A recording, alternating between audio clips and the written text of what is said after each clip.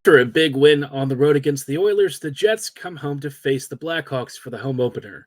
Will the Jets go 2 for 2 in wins this year? Let's chat about that on tonight's episode of Locked On Winnipeg Jets.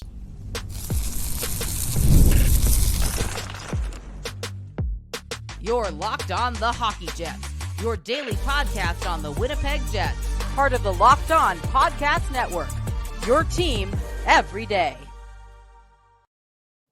Hey friends, and welcome to tonight's episode of Locked On Winnipeg Jets, part of the Locked On Podcast Network, your team every day. I'm your host, Harrison Lee, an avid Winnipeg Jets fan and an online blogger. You can follow me on Twitter at HLivingLoco and at LO_Winnipeg Jets. Thanks for making Locked On Jets your first listen of the day every day. If you like what you're hearing, be sure to like, follow, and subscribe on all of your favorite podcasting platforms and YouTube. Doing so, of course, is always free of charge and ensures you never miss another episode. Most of all, though, we just love and appreciate your support. Tonight's episode, obviously, the Jets are about to kick off their home opener just on Friday, which is going to be fun. It'll be against the Chicago Blackhawks, your usual typical division rival. But what's interesting this year is that the Hawks are not going to be the same pushover, in my mind, that they've been in years past. And so saying that Winnipeg is the favorite here is absolutely true. But I think the Jets are going to have a tougher time than usual. We'll chat about that and sort of the approach that I think the Hawks are taking this year in just a little bit. But before we go too much further, just wanted to let you know that tonight's episode is brought to you by Gametime. Download the Gametime app, create an account, and be sure to use promo code LOCKEDONNHL for $20 off your first purchase. Now, like I said, Chicago obviously didn't have the greatest start to the season. But, considering this team is basically rebuilding and the whole point of what Chicago is doing, the approach this year is not to be a good team. The Hawks are not actively trying to make the playoffs. There's not really a plan to have a deep postseason run. Chicago didn't sign all of these free agents and bring in all of these relatively familiar names to make the postseason. What they're trying to do is insulate Connor Bedard and give him an actually half-decent environment to work in. And I think so far, based on the first game, Chicago looks like an NHL squad. It's not a great team, don't get me wrong, but I think compared to what the Jets have usually faced the last couple of years, I came away feeling like they were better than perhaps the scoreline against Utah made it seem like. But looking at the top six, obviously, you kind of see where there might be some issues. So, first line, Foligno, Bedard, and Teravainen, which somehow Nick Foligno was on the first line in the year 2024, and that probably tells you that Chicago's wing depth is not great, but Bedard and Teravainen are legitimately great players. Teravainen, obviously a bit disappointing that he went home and went back to Chicago. I was hoping he might come to the Jets. He's a pretty great free agent, but, he went back to his old team. Interesting that he did, because he probably could have gone to a contender, but he chose to go back to the Hawks. Maybe playing with Bedard is some sort of a reward on its own, I guess. But looking at the second line, you've got Hall, Kurashev, and Bertuzzi, which reminds me that Taylor Hall is a Blackhawk, which I continually forget that part. For some reason, I don't think I've wrapped my head around the fact that he is actually in Chicago. Obviously he joined not that long ago, relatively speaking, but, I think a lot of his past couple of seasons have been, impacted due to injury with whatever team he's been with at the time. But here he is in Chicago in the top six, trying to, maybe, I don't know if he's really trying to get traded or what, if he's maybe hoping to become a trade deadline asset, but Hall has, certainly a spot in this top six, and he's probably one of their more dangerous players, considering, the scoring talent here is not exactly prolific. On the third line, you've got Mikheyev, Dickinson, and Joey Anderson, which, this is like a solid forechecking unit. But then the fourth line, you've got Maroon, Donato, and Craig Smith.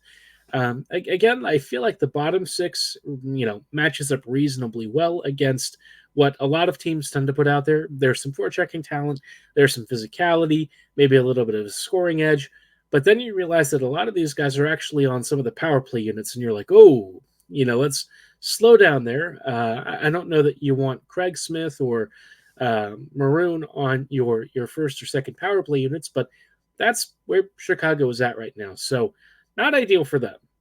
On the defense, they've got Martinez and Jones, then Vlasic and Brody, and your third pairing is Nolan Allen, who I'm not really familiar with, and Connor Murphy. Now, something that's very interesting about their blue line is that Seth Jones, who's kind of been derided as sort of the butt of the joke with this team, actually turned around the past couple of seasons really noticeably. His performance over the past year or two has really been a lot stronger than I think he gets credit for. And so, he's not really worth the contract that he's on, but in terms of being a much more well-rounded, prolific defender, seems like the Hawks have gotten something out of him. It would have been nice if Brossoit was healthy for this game. He's out for, I'm not even sure if it's like weeks or months at this point, but he was not able to, start in tomorrow's game. So we'll probably see Mrazek. There's Arvid Soderblom as the backup, but I think Mrazek is the one who's likely to start. So, the Jets, I would say, don't have the most fun history against Mrazek. For some reason, he tends to give us a little bit of a tough time, but, with the Jets having the talent that they do, I don't think that this should be as much of a problem. So here's to hoping that Winnipeg comes out with a big win. What I'm expecting is probably something like a 3-2 Jets victory. I think, Chicago is a peskier team than they look like, but the problem with the Jets is that sometimes they've played down to worse opponents at times. It happens, you maybe take things for a little bit for granted. Maybe you get a little slack on some of your reads. Maybe you're not pushing as hard. But I think this Hawks team is much improved over some of the previous years. Like I said, they're not trying to make the playoffs, but they want to give Bedard something that feels closer to a competitive environment. A team that doesn't feel like it's basically made of half of the Rockford Ice Hogs. This team has like legit NHLers up and down the lineup, and it's a lot stronger than it was in previous years.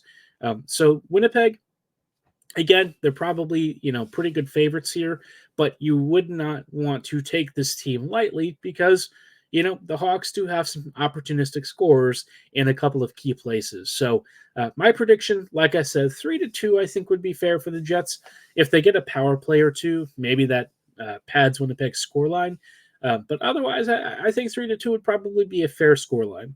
Give me your score predictions in the comments below or at my social medias at HLivingLoco and at LO_Winnipeg Jets on Twitter. Now, amidst all of this, obviously the Jets are not likely to make any line changes, and I've kind of argued in favor of maybe making one or two switches. I know that, the first game against Edmonton, a lot of people are like, well, why would you change that? I mean, everything went really well. And I think on the surface, sure, the scoreline was great. The vibes were great. And really, I didn't have any particularly, I would say, big criticisms of the team. I think that they generally took care of business. I was really impressed by the third line. But there is one problem with the top six, and it's that, the top six wingers aren't really arranged in a way that I think makes the most sense for what you need out of these two top lines. Now, on our last video, I saw some interesting comments about, folks suggesting that I'm maybe anti-Kyle Connor, maybe a little too pro Nikolai Ehlers, and I want to talk about why this isn't really what I'm focused on. I'm not anti-Kyle Connor, I'm pro top line, like functional, strong top line. That is my overarching concern. And I think a lot of people have sort of interpreted me suggesting that Connor shouldn't play with Scheifele as an anti-Connor agenda rather than not really thinking through what I'm talking about here. My big thing is that, when Connor and Scheifele play together, they have really big defensive lapses, and offensively, they don't always bring out the best in each other. But when you get them apart, both Scheifele and Connor really blossom with different line mates. And that's where I think you have to be careful about how you arrange this team. And it kind of comes back to something Scott Arniel said in the summer, really, which is that this Jets team needs to get 5 to 10% better. And it also is why I still think, Nikita Sherbakov maybe should have been given a chance to earn a spot. We'll chat about that in a little bit. But before we go too much further, did want to shout out our friends and partners at FanDuel. NFL fans, you could start the season with a big return on FanDuel, America's #1 sportsbook. Obviously, the first 5 weeks of the season have been insane. Some really big upsets, some really big surprises.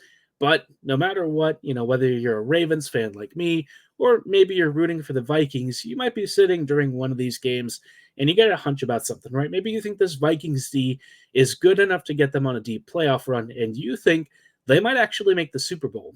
If you want to take advantage of that hunch and cast a bet, you can do that, and you can also check out the latest stats, view live play-by-play, and so much more on the same page where you place your bets at FanDuel. And when you get started with $200 in bonus bets guaranteed, all you have to do is just place a first $5 bet to take advantage. That's $200 in bonus bets guaranteed with your first $5 bet. So don't take it from me. Go to FanDuel.com right now and get in on the action. Hey, friends, and welcome back to tonight's episode of Locked On Winnipeg Jets, part of the Locked On Podcast Network, your team every day. Everydayers, thank you so much for rejoining us on tonight's episode as we're chatting about a couple of different things, right? Obviously, the Jets are opening their home stand, or really the home stretch of their start of the season here against the Blackhawks on Friday, which is exciting. It'll be great to come home for a big game and hopefully a big Central Division win for the Jets. I've said that I think, this Hawks team is maybe a little peskier than people are giving them credit for. I think the Utah scoreline the other night maybe made them look a little worse than they really are. But, by the same token, this team is still rebuilding and they've got some notable issues. So I don't think it's also wrong to say that, well, let's be real. The Hawks are not a great team. So big chance for the Jets to take advantage and put down an opponent that, quite frankly, they should probably defeat by a fair margin. But amidst all of this, in the last episode, I took some heat from a couple of folks on a couple of key things, right? Because obviously the Jets had a big 6-0 victory. Vibes are great. But I always look at, the bigger picture, right? The more holistic view. And, you have to think about things not just in the short term, but in the long term, especially when you have some history to draw from, and perhaps there are some moments where there's room for improvement, right? It's the first game of the season. Like anything, Jets ain't going to be perfect. I think that in this game against the Oilers, they definitely played really well, but there's a couple of key moments where there were some struggles. And I did kind of point out that Connor and Scheifele and Velarde on the first line didn't have a bad game necessarily, but they weren't great. And it kind of comes back to something that I've said throughout the past couple of seasons. When Connor and Scheifele play together, they somehow make themselves less than the sum of the parts. I don't know how it happens, but it feels like because you need somebody who's a really strong puck carrier, right? Somebody who excels in transition specifically. When you don't have that, you kind of get the situation where guys are sort of deferring to one another. You don't really have the dominant puck carrier. And so oftentimes this top line ends up spending a lot of time in the defensive zone. And I've advocated for making a switch to having Ehlers with Scheifele instead. And it's not because I think Ehlers had a particularly great first game. His line, the second line, was just terrible.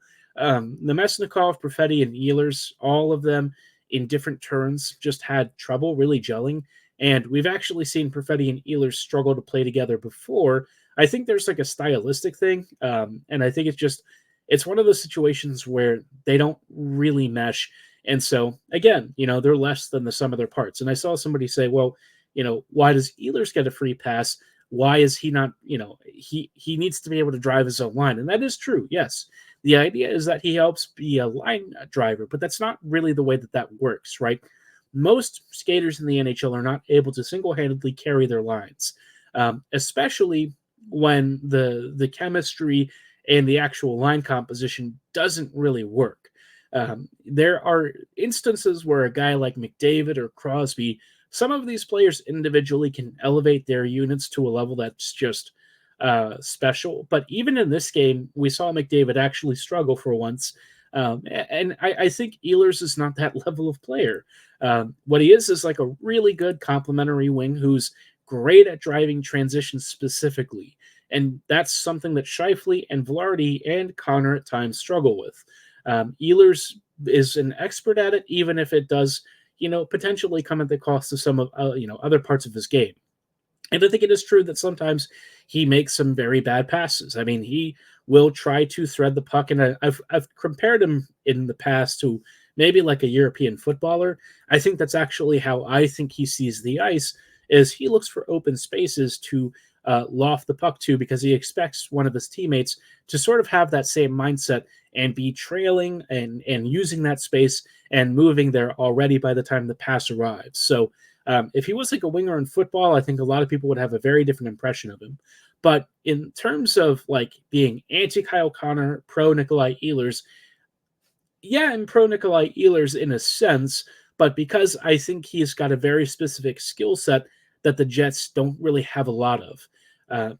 I'd love to have more of it. I'd love to have Lambert at some point when he's ready to handle NHL duty come up and add that transition skill, because right now the Jets just don't have loads of it. I mean, you saw it even against the Oilers.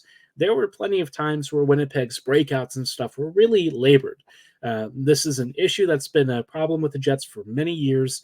It starts with the back end and also happens with the forwards.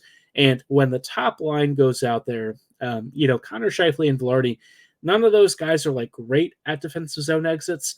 And so, again, when you have Ehlers, who is like basically a missile with the puck in terms of skating and transitioning zones, that's a very useful skill set that you probably want to pair some of the guys who really feed off of that. And in this case, Scheifele and Velarde, for whatever reason, play really well with Ehlers. It just seems like they have a good understanding. And whether Scheifele thinks, Ehlers is unpredictable or not, the one truth is that they vastly outscore their opposition together. When he's with Connor, it's a bit of a different story. They spend a lot of time in the defensive zone. I think you saw it in this game where, they had some shifts where they really struggled to get the puck up the ice. Now, it wasn't as bad as it's been in the past. Like last year, it was significantly worse, but they still gave up a fair few more chances than they created. And it's not really just a Kyle Connor problem. It's a whole line problem. And that's where I think, maybe people sometimes misunderstand what I'm going for here. I could point out some specific things with Connor that I think are bigger issues, like the fact that when he basically doesn't engage physically, the opponents kind of manhandle him and get the puck up the ice a lot faster. Or sometimes he also does like to fly the zone and cheat for opportunities, because when he gets into his space, like his one-on-one ability is unmatched. The guy is just built to score goals, but because of the way that he tries to get there, sometimes that does get him in trouble. But I don't really focus on that so much as I'm looking at the bigger sample of what's not working with some of these lines, because that for me is the most important part. If they all played really well together, I wouldn't really care what their specific issues are, because as a unit, they're functioning well. But right now, I think we're seeing some of the same stuff that we saw last year, and I think it's important to get out ahead of that before it becomes a problem once the Jets start getting towards, a real playoff position. This is the same argument that I kind of make about, why maybe Nikita Shubrakov legitimately deserved an NHL spot. I think he was really good in camp, and I think he probably did enough to deserve a look. Maybe even just an NHL audition for a few games. Didn't really happen. And I think people are like, well, it's a good thing we didn't break up the third line because they were so good in this first game. And absolutely, they were outstanding in the first game against the Oilers. But the thing with that is you have to look at the history of all of these skaters. And what you'll see when, Lowry and Niederreiter and Appleton have been with the Jets is that there's a cap to their offensive potential. I think Appleton's highest points total is like 35. And at one point, Lowry scored 20 goals or something a couple of years ago. But generally speaking, their offensive production tends to be below what it's actually expected to be because, like I continue to say, that line creates loads of chances, but they don't always have the finishing talent to make the most of it. In this game, they absolutely did, but it's not something that I expect to continue. Like, the Jets just aren't going to be shooting 30% for the entire season. So the reason that I think it's important to look at a player like Shibrakov is because you saw in his very first NHL game last year, he has a vicious release. And the way that he scored far post, almost cross body, is very similar to how he used to score in the KHL. The kid is remarkably talented. There's a reason he was one of Manitoba's top scorers, and in camp, he actually looked like he could keep up against NHLers. He's got a relentless little motor.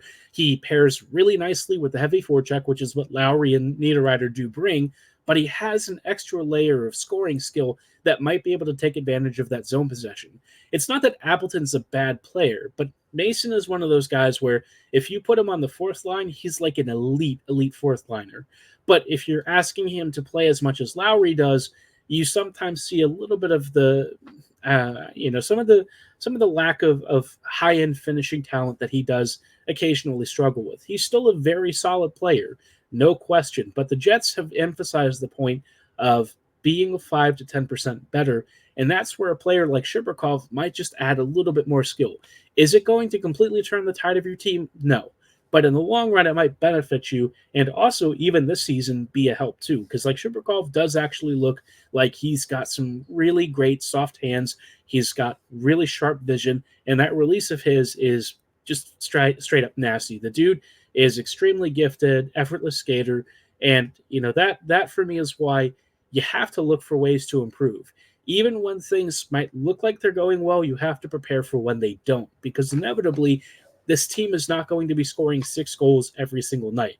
And if the top 6 struggles, your bottom 6 is going to have to start carrying the load.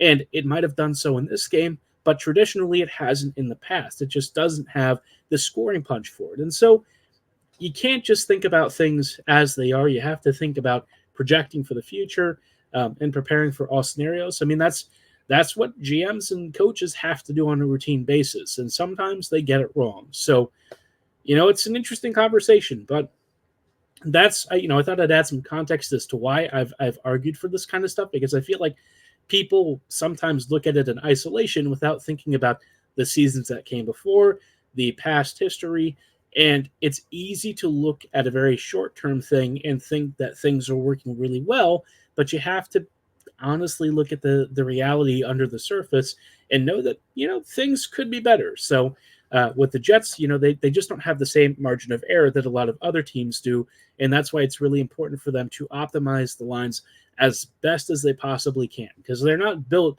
like a lot of these elite contenders. They're just not.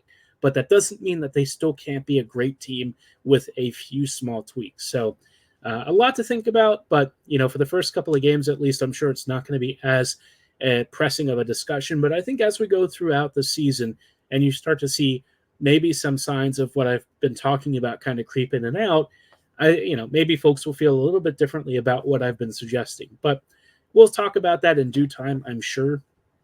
Obviously, the league is still kicking off, and we've had a number of interesting scorelines while we're still waiting for Winnipeg's home opener. We'll chat about some of these scorelines and maybe some early intrigue from around the league in just a little bit. But before we go too much further, did want to shout out our friends and partners at Gametime. Gametime totally understands when you are trying to buy tickets.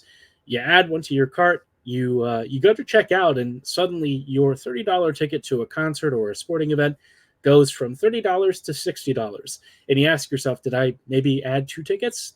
But nope, it's just hidden service fees and charges plus tax. Gametime has been there plenty of times themselves, and they want to help you save time and money and also be honest and upfront about what you're paying. That's why they have an option you can toggle called all-in pricing that lets you see all of the fees upfront and your total cost before you actually go to checkout. Nobody likes getting hit with surprises, and Gametime agrees. They also offer you a great new feature called Gametime Picks that filters out the fluff to show you only the most amazing deals on the best seats around. And best of all, you can actually see what the view from your seat is like, which, how awesome is that? You're not buying an obstructed seat blindly like some people tend to do. You're actually getting a good view, and you'll have a pretty good sense of what it's like to be in the arena in front of your seat. So great there, great opportunity. They want to help curate these special deals so that you can save time and money. And of course, they come back with their lowest price guarantee, event cancellation protection, job loss protection, and so much more. And when I say they come back with a lowest price guarantee, I mean that if you find a better deal somewhere, they'll credit you 110% of the difference, which, how nice is that? I mean, that's fantastic. It's great. You can trust that you will always have the best deals And again, if you want to take the guesswork out of buying tickets, go with Gametime right now. Download the Gametime app, create an account, and be sure to use promo code LOCKEDONNHL for $20 off your first purchase. Terms apply. Again, create an account and redeem code LOCKEDONNHL for $20 off. Download Gametime today. What time is it? Game time.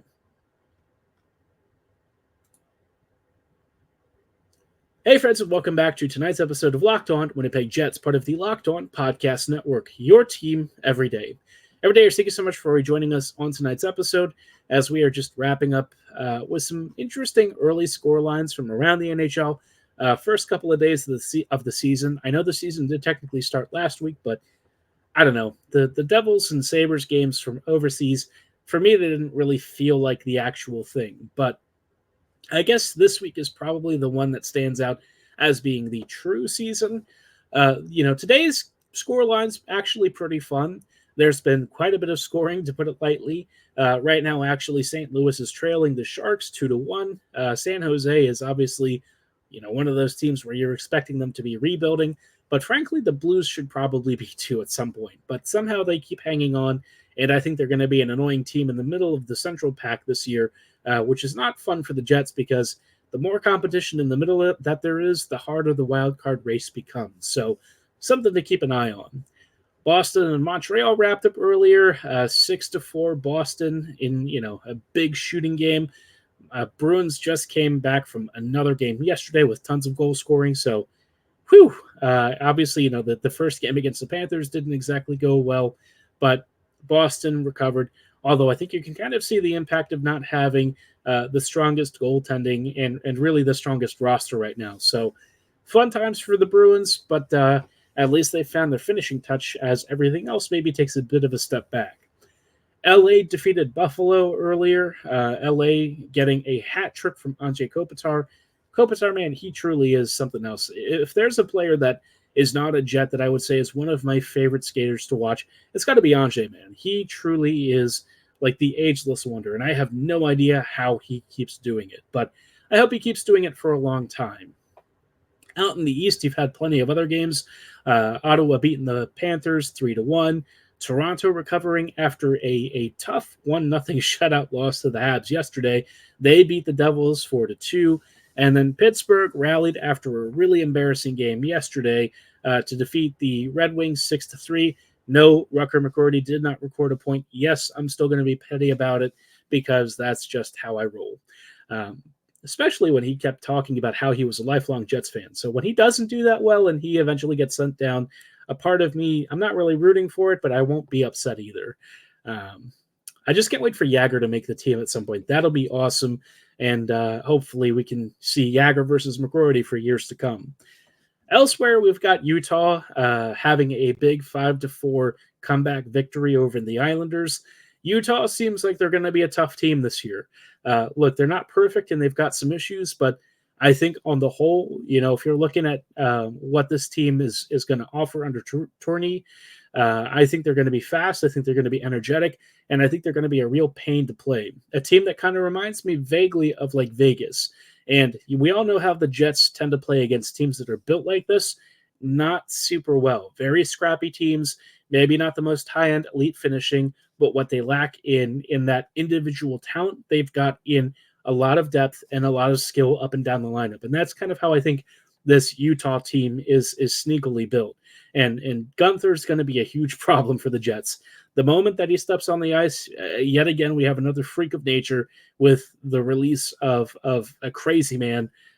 So hopefully the Jets kind of limit the number of milestone goals that they concede to him. But we all know that Winnipeg tends to, unfortunately, give that to young rookies. Gunther, for reference, already has 4 goals. So 2 games, 4 goals. He appears to be very much an NHLer at this level. Elsewhere in the Central, you've got Dallas defeating Nashville 4-3. Dallas actually almost blew this one.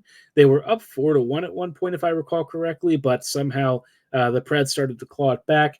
Wasn't enough to, really upset the balance. But perhaps the Stars don't really enjoy the idea of starting to blow it in the third period. So, yeah, I think Dallas is going to have some issues because of that defense, but they've still got a forward grouping that's just to die for, right? And the Preds definitely improved up front, but I still wonder to what end this Preds team is going to be, right? Because like if they've improved and added all this veteran talent, do they really feel that they're ready for the playoffs and for a deep run? I remain less convinced. Your last Central Division related game that's concluded earlier was Columbus versus Minnesota. The Wild defeated the Jackets 3-2. I think the Wild are going to be one of those teams that, again, is kind of like the Blues, hovering sort of in the middle of the pack, but enough to be an annoyance. And, every time the Jets play Minnesota, it's always a very violent affair. So let's keep an eye out for that over the weekend. Obviously, Winnipeg has that coming up, which is going to be an interesting game. Every time we play the Wild, I swear somebody gets like suspended or something. So if the Jets are hopefully healthy enough to take this team on, let's hope that they don't come out with anything more than a few bumps and bruises. Because, like, again, every time the Jets play the Wild, somebody gets hurt. So crossing your fingers, it is not one of the Jets. But curious to know what you think of the upcoming games. Are you excited about Winnipeg's upcoming schedule? What did you think of some of the early NHL action that you've gotten to watch so far? Drop your thoughts and comments below or at my social medias at HLLivingLoco and at LO_Winnipeg Jets. For tonight's episode, though, that's going to be all the time that we have. We will see you back here tomorrow for, obviously a recap of Winnipeg versus Chicago. Hoping for a big victory, but we'll see. Like I said, though, that's all the time that we have for tonight. Thanks for listening. Have a great night. And as always, go Jets, go.